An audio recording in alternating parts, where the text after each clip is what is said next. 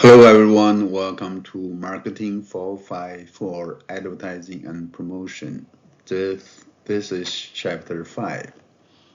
In Chapter 5, let's talk about the communication process. The process of communication. As you know, that the advertising is persuasive communication. So let's focus on the communication process itself. Okay. These are the learning objectives. Okay. Communication. Yeah. What's the nature of communication? Yeah. When we communicate with someone, we are basically passing information from one person to another. Right? It's a passing of information. It's also the exchange of ideas. You communicate with someone, you exchange ideas. It's a process of establishing a excuse me, the process of establishing a commonness of thoughts, commonness of thought between sender and receiver. When we communicate, there's always a sender, there's always a receiver. Right? The success of communication depends on many factors. Right? The nature of message and the audience interpretation, that the person understands you or not, the communications environment, okay? Receiver's perception of source and medium used to transmit message, etc. Okay? Language, of course, the language is a major barrier to effective communication. Right? If we, of course, if I speak another language, your mind may not be able to understand what I'm saying, right? Or if you speak another language, if it's other than English or Mandarin Chinese, I won't be able to understand you. Okay, so language is a barrier to effective communication among many people in our world. Okay, it's challenging for companies marketing their products abroad. So that's international marketing, global marketing. Okay? Right. So this is the nature of communication.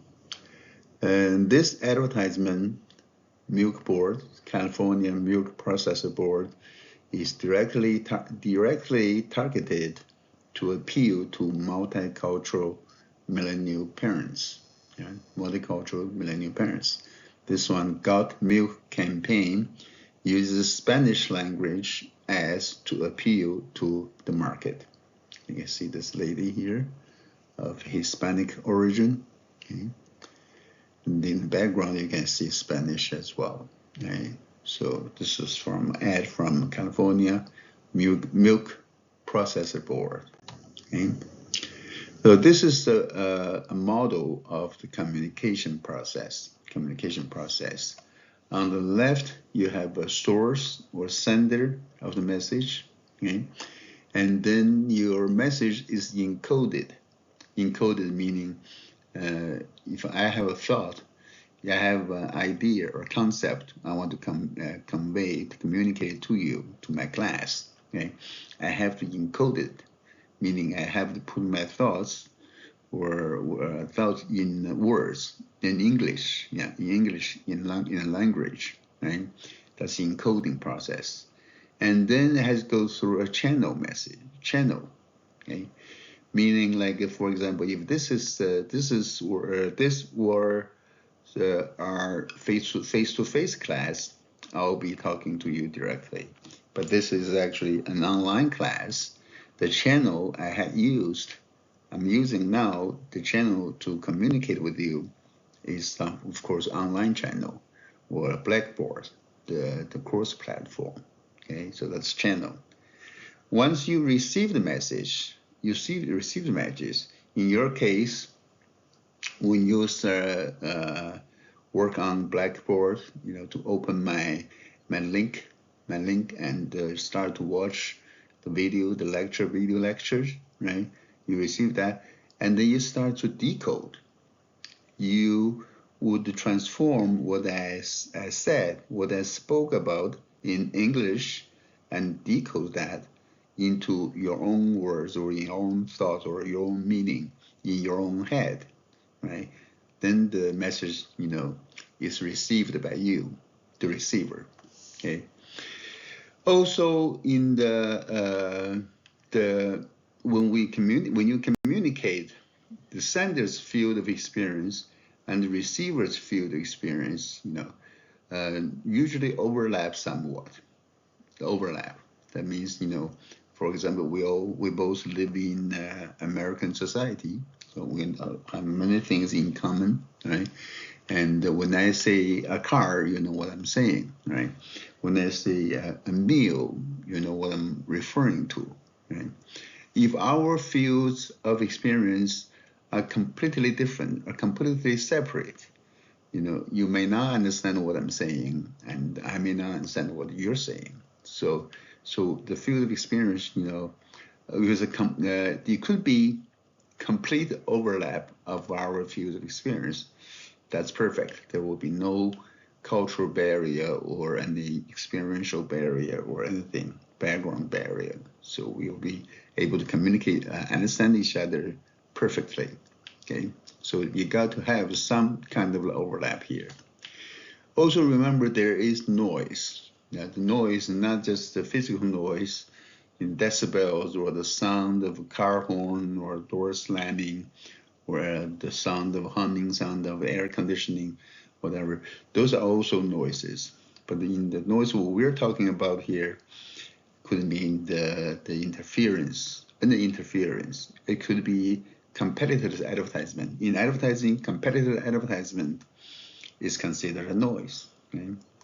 And also there is the feedback and response, especially in face-to-face situation, right? And the receiver may give me a feedback saying, "Hey, I'm sorry, I don't get it. What do you mean exactly by so and so?"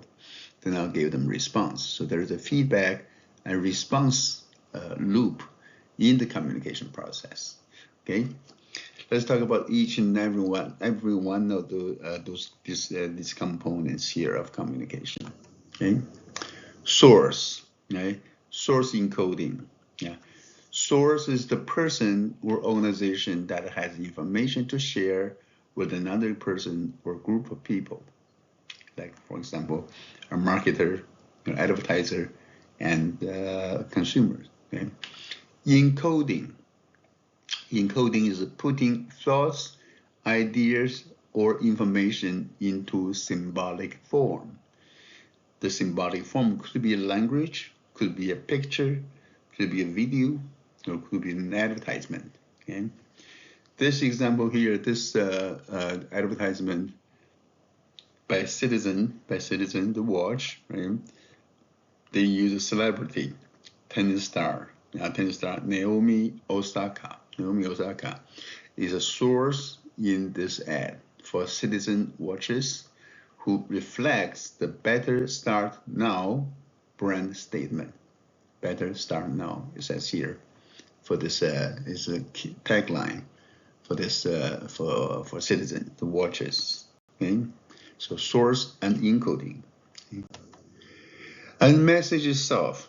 The message contains information or meaning the source hopes to convey, whatever you want to tell your audience. It could be verbal, it could be non-verbal. And like this one here, this is a print ad, so it's non-verbal. It could be oral, or it could be written, or symbolic. Okay? Marketers must determine the content, structure, and design. That's your duty. You design your own message. Okay. This ad on the right here is a Coach, right? The bag, women's bag, right? The Coach ad uses only a picture of Megan Thee Stallion to deliver its message of joy and optimism found in a new generation. The image projected by an ad often communicates more than words. It didn't say anything. Right? There's no words here, right? You're not even written words, right? Of course, there is a logo. She has a shirt with a Coach on it. Of course, there's a Coach bag. Okay. Other than that, there's no other words and no spoken words. Okay? But that's enough to deliver the message, right? Joy and optimism, yeah, in this generation or her generation. Okay? Message. Channel, yeah, channel of communication. Channel is a method by which communication travels between sender and receiver. Okay, sender and receiver. For my class, Blackboard, online is a channel. For advertisement, the channel could be mass media and others. Right? There could be non-personal channels or mass media. Okay, oftentimes advertisement is through non-personal channel or the mass media. Okay? In mass media, it lacks direct interpersonal contact between sender and receiver. Okay, no interpersonal contact because you can't talk to the billboard or the print ad on newspaper, right? There's no interaction here. Okay, and also includes the print and broadcast, print, newspaper, magazines, broadcast, TV, radio, right? The internet is considered to be both personal and non-personal form of communication. And personal and non-personal, as you can see. Okay, it's a very rich media, very rich channel of communication. Okay? Personal channels or direct communication between two or more persons. That's personal channels. Okay, word of mouth, very important, right? Word of mouth, WOM. I remember is an informal communication among consumers about products and services or other methods such as social media. Okay, word of mouth conversations, right? By just audience members, right? Electronic word of mouth, online reviews is also kind of word of mouth. It could be engineered word of mouth initiated by the advertiser. Okay, you have probably heard the word buzz marketing. Buzz marketing. What is buzz marketing? It's about using buzz or creating buzz that's generating positive word of mouth discussion. And you generate that, you generate the buzz, and the word of mouth message, is spreading. Then you're advertising your product. Okay, channels. Also, there's a term called viral marketing. Viral marketing is something go viral, or something goes viral, right? Propagating marketing relevant messages with the help of individual consumers, right? Let people spread it out to other people, more people. The factors affecting success of viral marketing is the message, the characteristic of the message, is the individual sender or receiver characteristics, and also social network characteristics. Okay, there's a term called the seeding. What is seeding? Identifying and choosing initial group of consumers who will start spreading the message, like you plant a seed. Okay, plant a seed called the seeding. Okay, to create a viral marketing, a buzz marketing. Okay. What are the motivations for social sharing of videos? And you probably have seen a lot of videos on social media, right? Why do people share those videos? What are their motivations? Okay, one is opinion seeking, to seek opinions, right? It's like I want to see what my friends think, for example. Okay? Or shared passion. You have a shared passion with somebody else, right?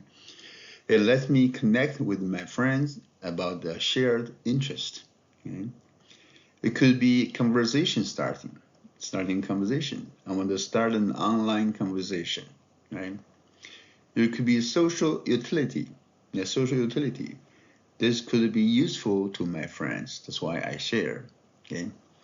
It could be for self-expression. They say something about me. Okay. Or social in real life. It will help me socialize with my friends offline. Okay. social good, because this is a good cause, it's for a good cause, and I want to help. Yeah. This one is called Zeitgeist, right? It's about the current trend or event. Okay. Kudos, authority. I want to demonstrate my knowledge. Kudos, cool hunting. I want to be the first to tell my friends. Okay. So these are the motivations for social sharing of videos. Okay. Channels. There is also a term called influencer marketing. Influencer marketing. That is, a marketer would use social media to leverage the influence of individuals with a dedicated social media following. You may have like lots of people, followers on your social media account, right? You can use social media to leverage the influence of individuals with that, okay? Social media influencers, right? Like popular social media personalities, okay? Constantly create and disseminate useful organic content, okay? Project authentic persona, okay? persona, and curate intimate relationships with a large following, okay? Will wield influence over the purchasing decision. Yeah, these are all social media influencers, what social media influencers can do. Okay? Influencer marketing. Okay? This example here, Open Influence. Open Influence. This company specializes in influencer marketing. Right? They collaborate with influencers on content creation to assist in the development of campaigns, advertising campaigns, like this one here. Now, make marketing human. Yeah, there's a global creator marketing company, okay, called Open Influence Inc. Okay.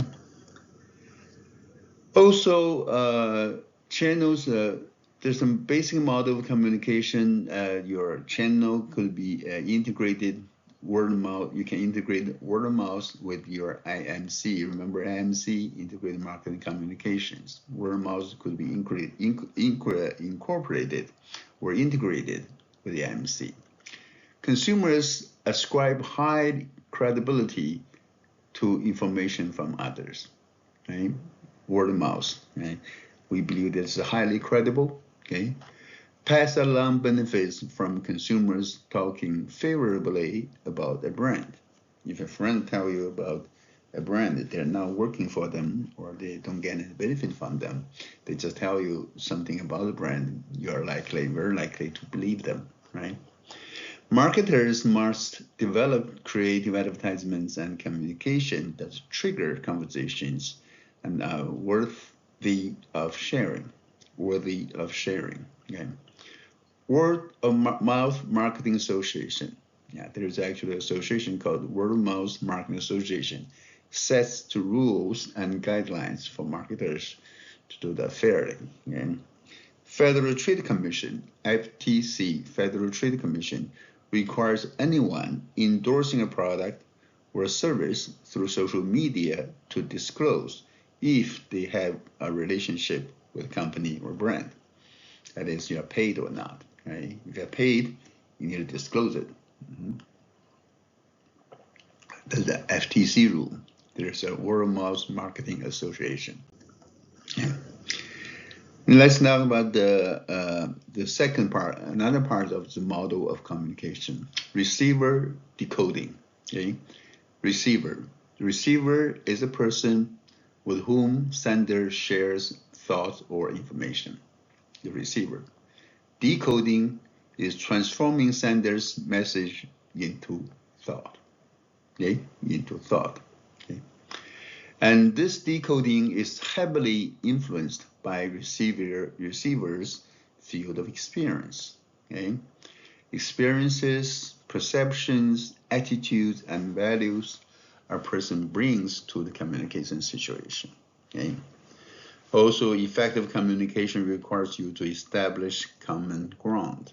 You have to have common ground, right?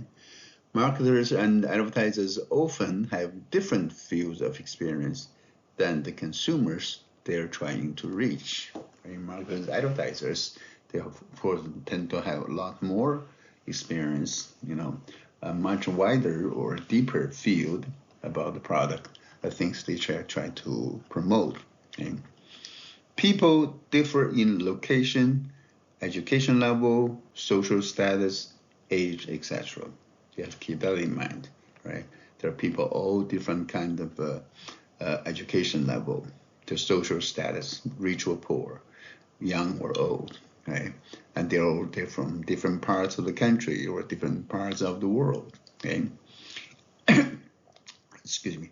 Ageism is a major problem in the industry, okay?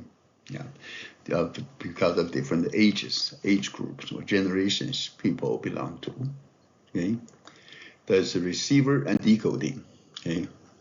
This ad for a Pew environmental group, all right? They have a campaign for America's wilderness, they use the concept of a common ground between Republicans and Democrats, right? It says something like this, something both parties can agree on. No matter you are on the left or right, Democrat or Republicans, right?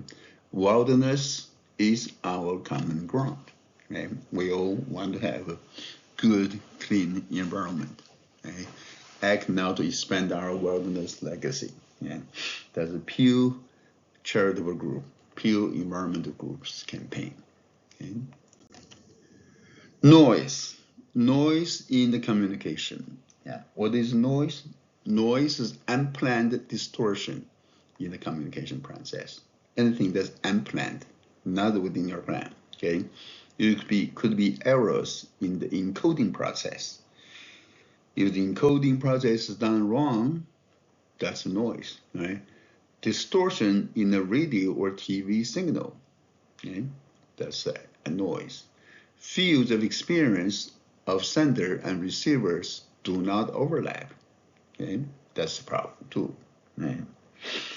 Also, response and feedback. With response is a receiver's set of reactions after seeing, hearing, or reading the message. You can have a response, right? And feedback is receiver's response that is communicated back to the sender. Back to the sender. So it's called feedback. Feedback. Okay. To analyze the receiver, marketers need to identify the target audience. The target audience. In your advertisement, you want to know your target market, target group, and target audience in your advertising. Okay? The target audience could be individuals, right? Individual consumers like us, right? They have specific needs.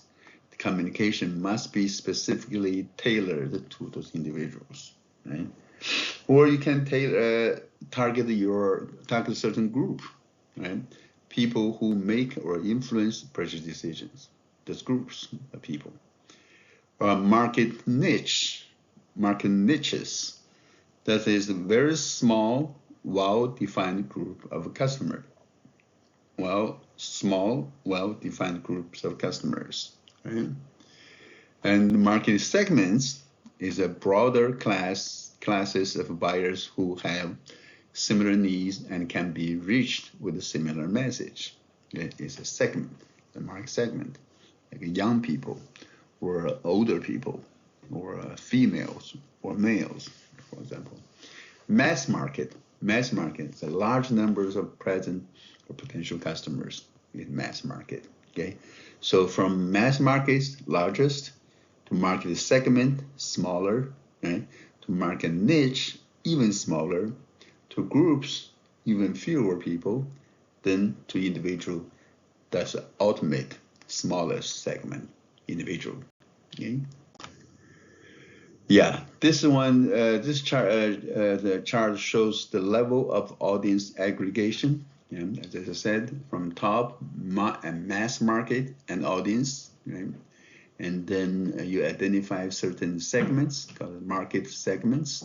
Okay, then you identify the even smaller niche market for you to target, then this individual or group audience, right? It's getting smaller and smaller, okay? Response process, right? When consumers, people like us, we receive information or receive communication, messages, right? When we see messages, how do we respond? Yeah, how do we respond, right? The response process, is called there are different models, different theoretical models of how people perceive and respond to perceive, process, and respond to persuasive messages like advertisements. Okay, the few of them. The first one is called the AIDA model, and that's going to be in your test. Okay, make sure you understand that. AIDA model, AIDA model, AIDA model. AIDA stands for attention, interest, desire, and action. Basically, the model says that the stages a buyer passes through in personal selling process, okay, including attention, interest, desire, and the action. This is the AIDA model of a response hierarchy. Okay. The second model is called the innovation adoption model. Innovation adoption model, right? The stages in this innovation model, the consumer passes through in the adoption process for innovation includes awareness. The consumer becomes aware. Consumers become aware of the message, and then they develop an interest in the message. Right? Once they have an interest in the message, they start to evaluate the message. Okay? Evaluate message, or they evaluate the product being advertised, and then they go with a trial. Try it out, okay? And then to adoption. Then they can formally adopt or purchase product and use it. Okay, that's innovation adoption model. There is a hierarchy of effects model. Hierarchy of effects model. Yeah. This is somewhat similar to the innovation adoption model. The stages a consumer passes through in transition from no awareness to eventual action, includes awareness, right? Awareness, become aware, knowledge, to acquire knowledge about the product, right? Liking, they like the product, start their preference to like the product, preference to prefer this product, this brand over the others, conviction, meaning they're convinced that this is the one they want, and then finally, to purchase. This is called the hierarchy of effects model in consumer's response process. Okay. So this is a chart showing the hierarchy of effects model. You can see on the right, you have hierarchy of effects from awareness, right, to knowledge, to liking, to preference, to conviction, to purchase, right? The corresponding stages are cognitive, affective, and behavioral. Okay, awareness and knowledge are both cognitive, right? Become aware, having the knowledge about this learning process. Okay, when they start to like it, or they prefer it, or they're convinced, that's affective stage. Right? They have emotions about this. When they go purchase product, is a behavioral stage. Right? They have to take actions to purchase product.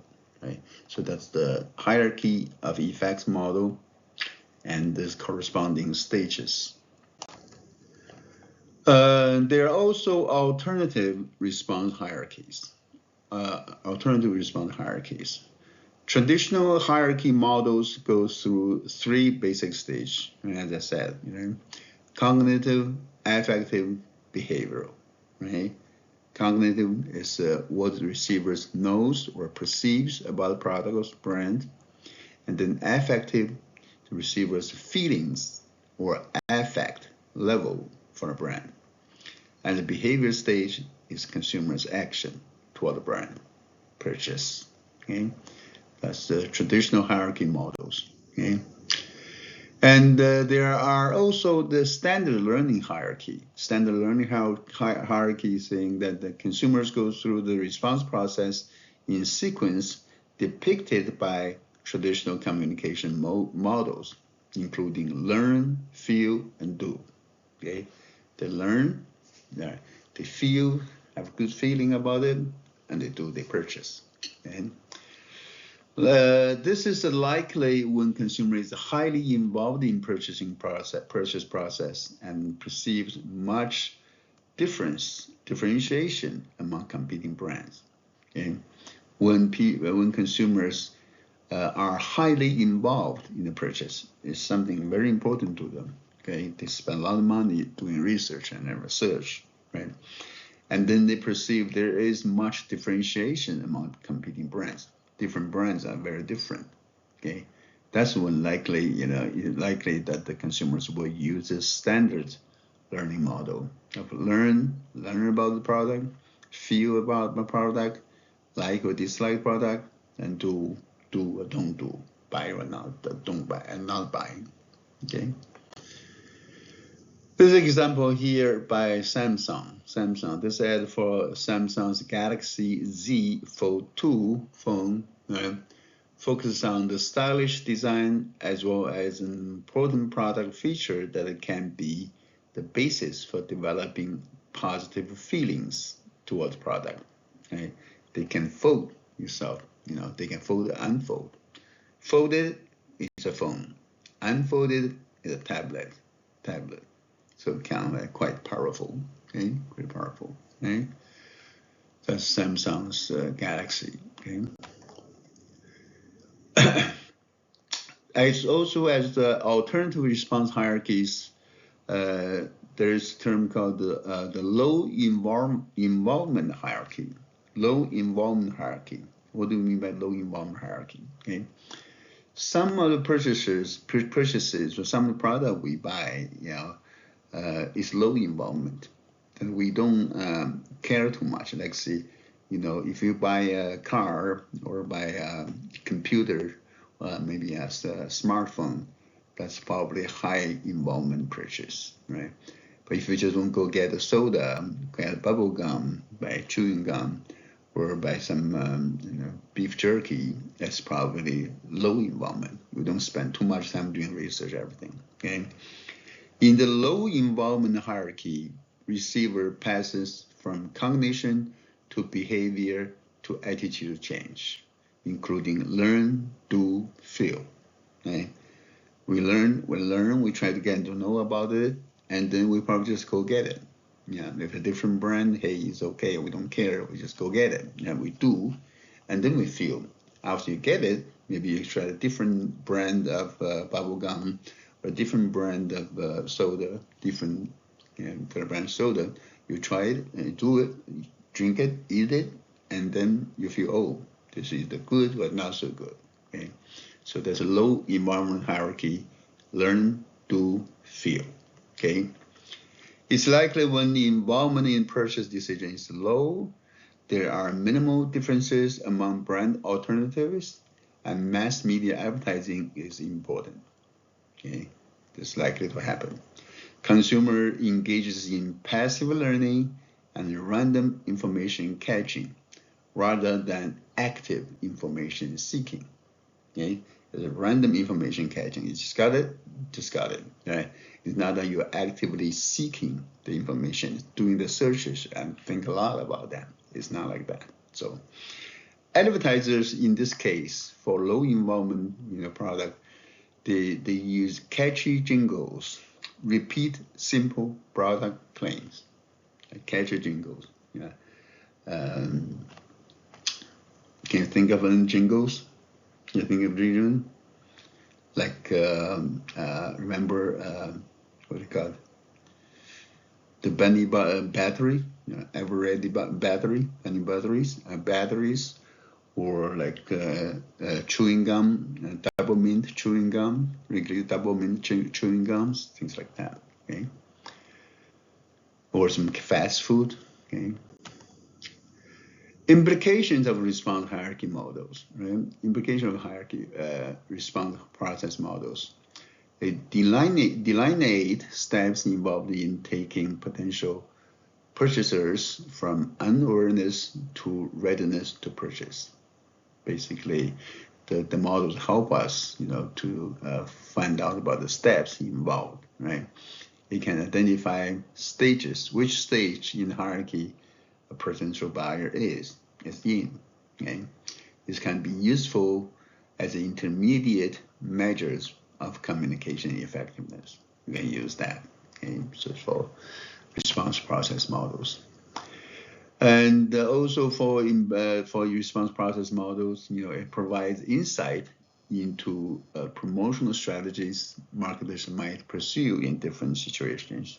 It help marketers to analyze and to understand, to formulate strategies. Okay, marketers could and should analyze the involvement levels and product service differentiation. Is product you're selling, for example, is this a high involvement product or low involvement product? Do people spend a lot of time, effort to do information research on this, or they just casually, make a quick decision and buy it? Is your product truly differentiated from others?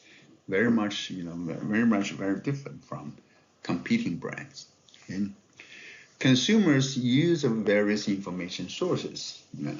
What kind of information source do consumers use in getting to know about their product? And also consumers' levels of experience with product service. Level of experience. Are they very familiar with the functions, features, or utilities of the product? Well, not much so. Okay, these are things you need to consider. Okay. This is the ad by Charmin. Right? Charmin integrates social media with this traditional advertising. The Toilet Tunes remix can be downloaded by consumers on Spotify. Right? It said the booty themed bob you didn't know you needed. Okay, that's Charmin. Okay. Also, there's a term called the social consumer decision journey on social media or social network. How do consumers make decisions when they're using social media? Okay, the environment for evaluating brands has changed dramatically over the years, and people now rely on social media, social networking. Through social networking, consumers can access and retrieve information, connect with one another, discuss products and services, and interact with marketers. These are things that are done, not done before, right? But with social media, these are all possible, right? So what is the journey that consumers go through in making the consumption decisions, right? So for the consumer decision journey framework, there are four basic stages.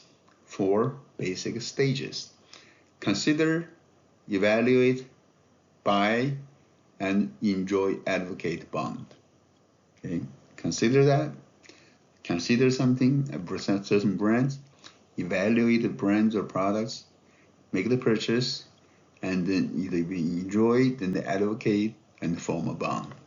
Bond with the marketer, with the brand. Okay, so as a marketer, you should target stages in the decision journey. Different stages. Are they in the consideration stage, evaluation stage, purchase stage, or post-purchase enjoyment advocacy stage? Okay. You will also consider the role of owned media versus earned media. Okay, owned media versus earned media. Okay, this is the what is earned media? What's own media? That's your own media, right? Your own media account, right? And your own PR work. Earned media is probably mostly publicity that you earned through your good reputation of your product. Okay.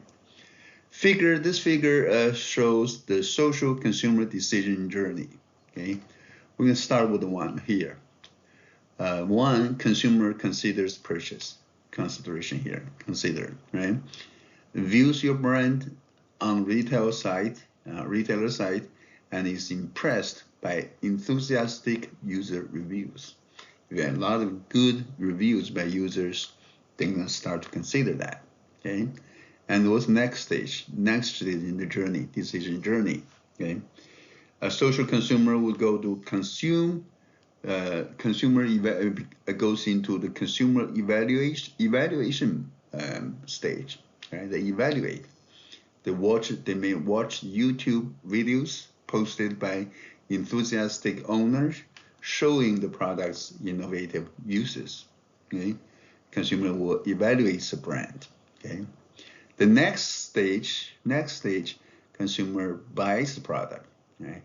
Photographs the product in store, posts it for others to comment on, and receive personal message with a coupon from the brand. Okay, they make a purchase, buy it. Okay, and then experience. Once they have it, they use it, they buy it. They show the experience. Consumer interacts with the brand after the purchase. Yeah, they follows your expert on Twitter to receive product updates, retweets to friends, to do that. Okay. The next, they become your advocate. Right? They advocate. Consumer advocates for brand. Yeah. Comments on your representative's helpful advice in the user forum, then likes it. Right. Your Facebook page. That's a good thing. Right? And finally, the consumer bonds. They form bonds with you. They send tip their friends on Foursquare after revisiting your store to purchase again. They become a loyal customer. You are building a bond with them. You're building brand loyalty with that consumer. So this is a contemporary social consumer decision journey. Okay? Make sure you are familiar with every stage, what's going on in every one of the stages. Okay. So this is a cognitive processing of communications. Cognitive communication, processing of communications. Right. There is a cognitive response approach. Right. Cognitive responses. Right. The thoughts that occur to individuals while reading, viewing, or hearing a communication. Yeah. First, the consumers are exposed to the advertisement. Okay? They're exposed to the advertisement, and then they start the cognitive responses, start to understand it, right, and start to formulate their own thoughts about this. The thought could be product message thoughts. They can have their own learning or understanding of the message, right, or the product itself, right. They could develop thoughts that's source-oriented, source-oriented thoughts, right. They also could have or develop thoughts on ad execution, how the advertisement is executed, right. After this cognitive responses or cognitive process, they start to form attitudes. Okay? After they learn about your product, the message, the source, and they start to have attitude toward your brand. Brand attitudes. Okay? And they could be brand attitude toward the brand, and they could have attitude toward the advertisement. They either like the advertisement or dislike the advertisement. The brand, they may have a favorable impression of the brand or a not so favorable impression. And of course, they have a favorable brand attitude, they can make a purchase, they have purchase intention. Okay, so this is a cognitive response model. Okay, so on the product message thoughts, the thoughts they developed towards the product message, they could form counter arguments. Right? What is counter argument? What support arguments? What's the counter arguments? The thoughts recipient has that are opposed to the position taken in a message. They may say, "Hey, that's not true. I don't believe it. It's not true. I'm thinking this the other way." Okay. They relate negatively to the message acceptance. Of course, they're not likely to accept it. They don't think it's good or it's true, right? So there's counter arguments. So their thoughts developed could be counter argument, right? Or a good thing you want is to have a support arguments. Thoughts the recipient has that affirm information or claims the source hopes to convey. You can like agree with whatever the source or the sender says, or the advertiser says. Okay, and that of course relate positively to acceptance of the message. Okay, so so keep in mind, all right, you could produce counter arguments or support arguments. Okay. In this example here, this ad here is a Tide detergent. Consumers often generate support arguments in response to ads for quality products. If the quality is good, they tend to have support arguments. Yeah. Ultra Tide looks like a really good product. I think I'll try it. For example, that's a support argument, right? In this ad, they try to use the general support element. It says a deep disaster to deep clean. Deep disaster, somebody put spilled cherry pie packet, plates, right? Spilled onto this dress, and then using Ultra Tide for deep clean, and the stain is gone. Okay, when stains get deep in, Ultra Tide gets them clean out. Okay, that's the tagline. Okay. And there are also source-oriented thoughts. The consumer develop thoughts about in the process, in the response, about the source. Okay, the source of the source and the sender. Okay. One case that is that the what we call the source derogations. That meaning that consumers will develop, customers will develop negative thoughts about a spokesperson or organization making the claim, right?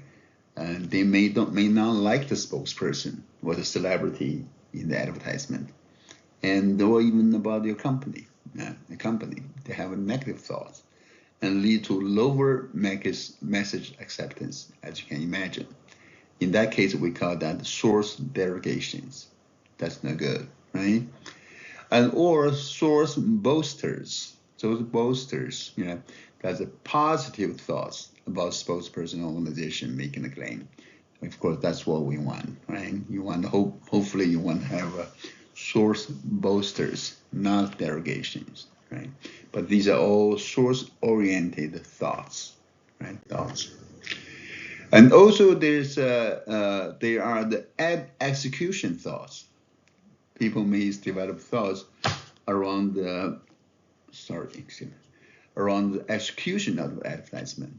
Yeah, ad execution related thoughts contains information or meaning the source hopes to convey, right? And also they may develop attitudes toward the ad itself, right? Toward the ad itself. It represents receivers' feelings of favorability or unfavorability towards the ad. They say, oh, this is a poorly designed or executed ad. I don't like the ad, right? It's not about the product or company, but it's just about the ad itself. Okay? To basically have an opinion about the work of the advertising agency, kind of like. Okay? As to how consumers process their information or persuasive information, well, cognitive processing of communications, there's a theory called the elaboration likelihood model. Elaboration likelihood model, ELM, right? Make sure you understand it fully. Yeah, this is going to be in your test, okay, in your first test, right? Elaboration likelihood model basically is the ways in which consumers describes the ways in which consumers process and respond to persuasive messages. The model explains, illustrate ways in which consumers process and respond to persuasive message. Right? Attitude formation or change process depends on the amount and nature of elaboration of relevant information that occurs in response to a persuasive message. We have persuasive message presented here. Right? How do we elaborate on that? How do we elaborate on that? Right? Determines, the attitude formation. Okay? Functions of is a function of motivation and ability to process message. Okay? It's our motivation. How is the consumer motivated to understand the message, and what's their ability to process the message affect their attitude formation. Okay, this is the flow chart of this elaboration likelihood model of persuasion, ELM, right? This is how it goes, right? From top, you can see this is a persuasive communication. You have a persuasive communication coming in, advertisement, right? And then are the consumers or all the other audience members motivated to process? Are they motivated to process? Okay. Sometimes they are not motivated. They don't care. Who cares? I'm just ignore it. Or some say, hey, I'm interested. I'm going to look into this. I'm going to process the message, right? So issue involvement, right? Relevance commitment, okay? Business arousal, need for cognition, etc. all affect that. Are they motivated or not, right? If they're not motivated, and then are there any persuasion cue present? Right? There could be self-presentation motives, right? Demand characteristics, evaluation apprehensions, and source characteristics. You may not like it or may not be interested in the message itself. The source or the celebrity use seems to be interesting. Okay, and then if there are persuasion cues present, right, and they may have a temporary attitude shift. That may change the attitude somewhat, and that goes back to here, motivation to be processed or not. Okay, and from that, if there is persuasion cues present, they may retain or regain initial attitude towards the brand or product. Okay. So if they are motivated, they have motivation to process the message, right? Do they have that's case, that's yes, right? And then do they have the ability to process? Sometimes they may not have the ability to process, right? For example, if there's a distraction, they won't be able to process. If there's a message comprehensibility, they may or may not be able to process. Issue familiarity.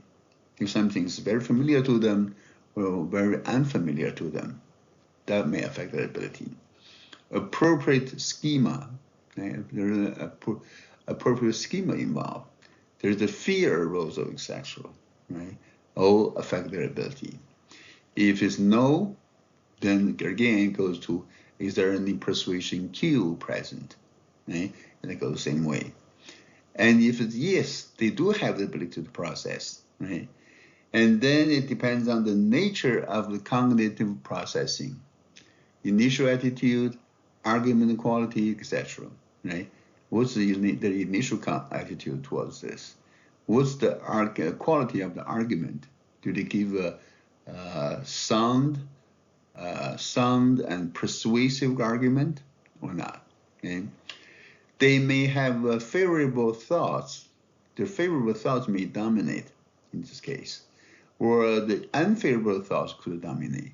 Right? They either like it or don't like it, or neither or neutral predominate. So it all depends. If it's neutral or neutral predominate, then this leads to again to the persuasion cue, right? And then to either here retain some attitude, or regain some little attitude, or temporary attitude shift. Okay? If either favorable or unfavorable thoughts predominate, in this case, okay? And then there is a cognitive structure change. There's a cognitive structure change. Are new cognitions adopted and stored in memory? And are different responses made more salient than previously? Okay? Are new cognitions adopted and stored in the memory of the person? The cognitive structure will change. Or are different responses made more salient than previously? It strengthens this, right? If the answer is yes, favorable, then enduring positive attitude change will take place. Enduring positive change in attitude will take place, and then that's persuasion. That's persuasion. They're persuaded. They're persuaded. Yeah. If it's unfavorable, that's it's an unfavorable condition, right? Enduring negative attitude change. Right? There's an enduring negative attitude change. It's a boomerang, right? It goes around. It goes. So that's how the elaboration likelihood model of persuasion works. Right? Make sure you read the chapter, you understand this flow chart, and know how the process goes. Okay. So elaboration likelihood model. There, when processing the information or communication messages, there are two routes to attitude change. There are two routes in our head, in our mind, about attitude change. Right? There is a central route to persuasion. There is a peripheral route to persuasion. Yeah?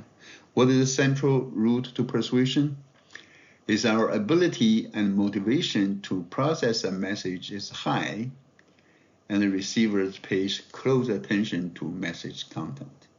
Okay, that the receiver or consumer, their ability to process is high, lot of ability, high ability to process, and they're motivated to process, right? And then they'll pay attention to the message content. It goes through the central route of persuasion. Okay. But on the other hand, if their ability and motivation to process message is low, in the second case here, right? Receivers will focus more on peripheral cues than the message content, right?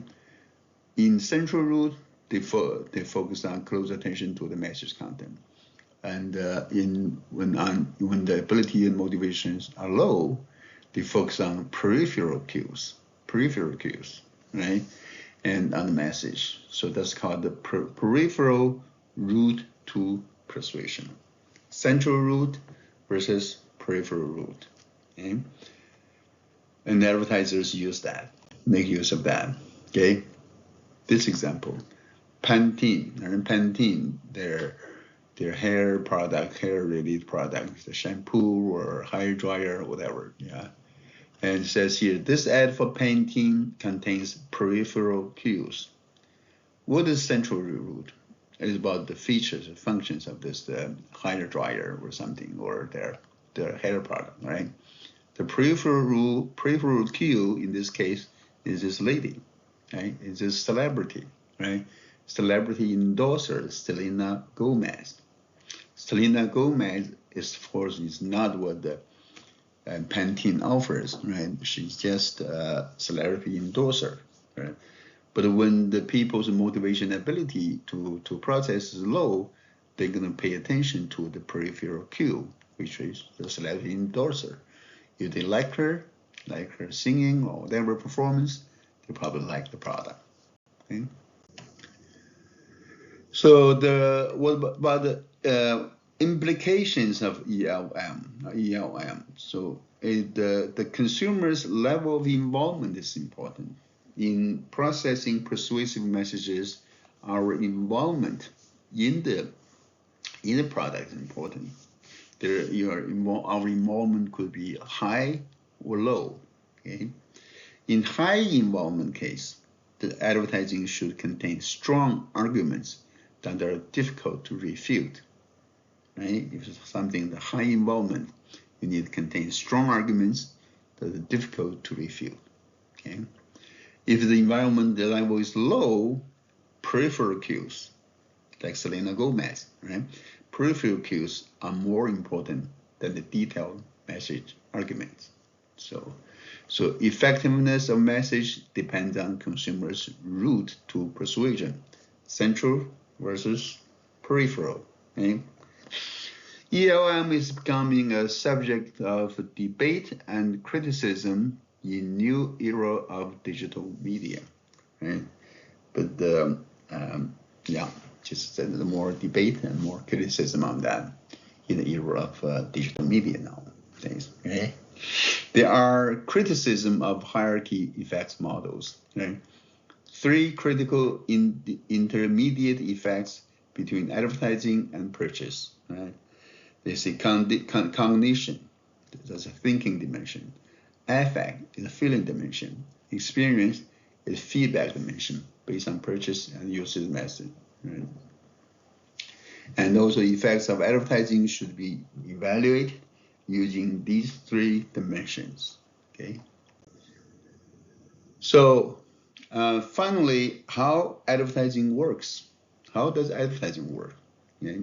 Why does advertising work? Right? How does it work? Right? First, this is the framework for that, for understanding how advertising works. You start with advertising input. You have the input, the ad itself. It has the message content, the media scheduling, and repetition. And you write it again and again. Okay? And then the advertising input goes through filters, right? And the consumer's motivation to process is a filter. Okay? May block it. Consumer's ability to process is another filter, right? Their involvement level is another filter. Okay? So you have to go through a lot of these filters to reach consumers, right? The reach consumer could go through the process of cognition, learn it, know it, right? Affect, feelings, like it or dislike it, and experience, right? Like it, enjoy it, or not dislike it. Okay? And that turns into consumer behavior. Is that they're choosing something, choosing a brand, the consumption of a brand, and develop loyalty or habit, etc. after repeated purchase. So this is a framework for how advertising works. Okay? So the value of a hierarchy of effects model, despite limitations, hierarchical models do help predict behavior. Yeah? Even though with the limitations or criticism, the hierarchical models do help predict consumer behavior. So it's important to learn as much as possible about target audience and how it may respond to advertising and other forms of marketing communication. Okay, just to summarize that. Okay, I think that's all I have for this chapter. Thank you. I will talk to you again soon. Bye.